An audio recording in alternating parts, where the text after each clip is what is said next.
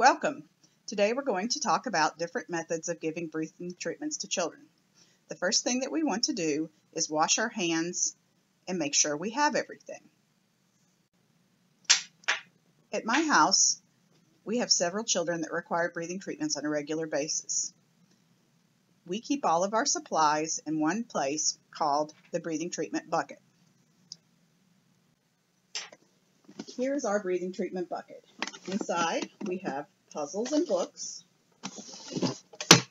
the compressor, a Ziploc bag with tubing, and of course, our nebulizer medication. I'm going to show two different ways to deliver your nebulizer's medication. The first is a face mask that's better for younger children. The second is a mouthpiece that's better for older school-age children. Let's go over the parts of the face mask. First, the face mask has an adjustable nose piece that's metal that you can bend, adjustable strings that you can place around your children's head and over their ears, and the nebulizer cup. It unscrews right here, and this portion is what's called the nebulizer cup, and this is where you will put your medicine. Both the mouthpiece and the face mask have a port on the bottom to connect the first end of the tubing. It slides on just like this, and you should be able to tug on it and it not come off. When selecting the medication to put in your nebulizer, make sure to review your prescription label for the directions and the frequency and the dosage. After removing the medication, this particular kind just has a pull-off lid. You take your nebulizer cup, squeeze the medication into it, discard that, screw the mask back on tightly,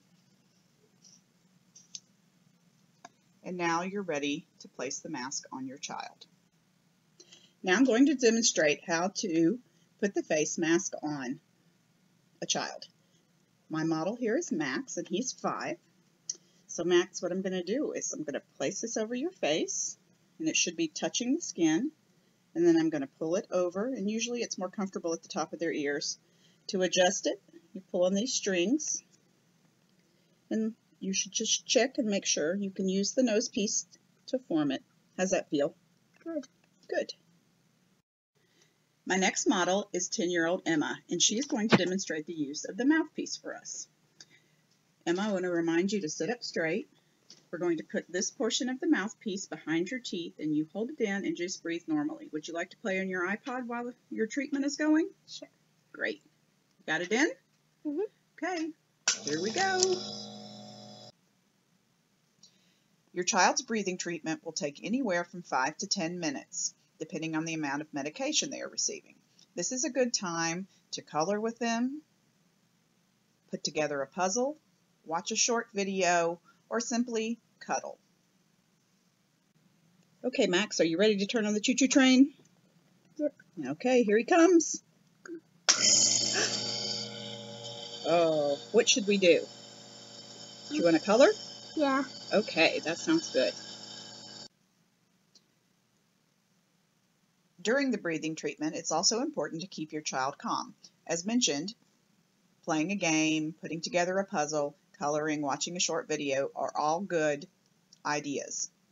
It's important to have them breathe regularly and slowly to inhale the medication into their lungs. I often explain that we are blowing our lungs up like balloons. I will often touch the sides of the children where their lungs are and ask them to fill their lungs up to touch my hands. This is a good physical reminder to trigger deep breathing to get the medication into their airways and working as quickly as possible.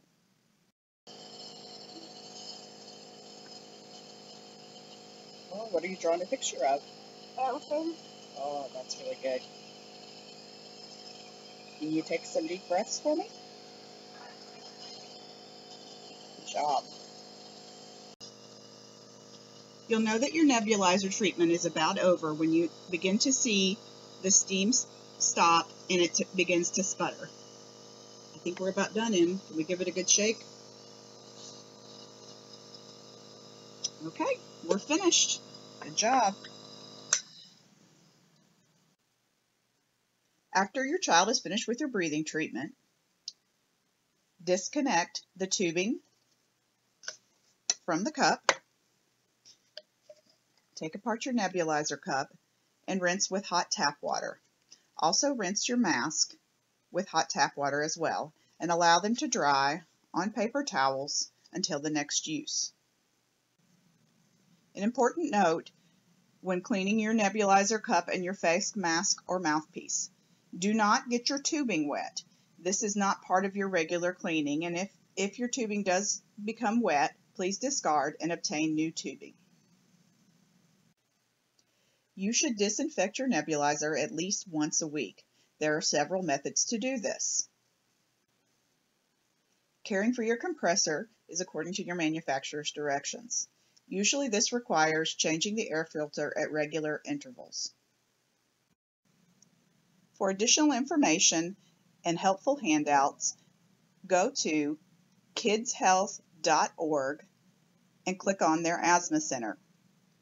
They have many wonderful printouts and videos to help your child understand their condition and to help parents help their children. Thank you.